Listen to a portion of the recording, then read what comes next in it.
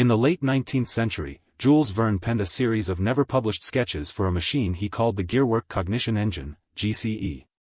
At first glance, the GCE looks like a grand mahogany cabinet crowned with towering brass columns, each of which rises from a lattice of interlocking gears the size of watch hands. Its form is deliberately theatrical, a Victorian desk that doubles as a kinetic sculpture. Handcrafted oak panels are inlaid with anodized copper filigree, while brass escapements and precision-cut steel ratchets trace swirling trajectories across the facade. The design intentionally echoes the grandeur of a railway station clock, signaling both reliability and wonder. Functionally, Verne imagined the GCE as a hybrid between Charles Babbage's analytical engine and a modern digital computer.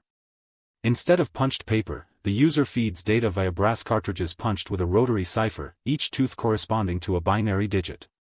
Inside, a cascade of over 200 gears translates those physical pulses into electrical impulses routed through copper coils wound around iron cores.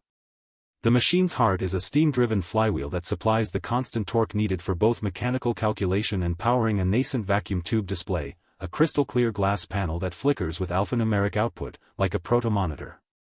By leveraging gear ratios as logic gates, the GCE could perform addition, multiplication, and even rudimentary branching, effectively embodying a mechanical CPU.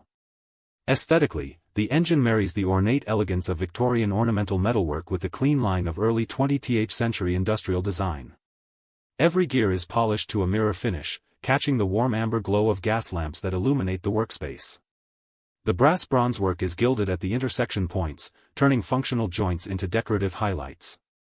This visual language positions the GCE not merely as a tool but as a monument to human ingenuity, a device that celebrates the tactile joy of gears while hinting at the invisible, lightning-fast world of modern computing.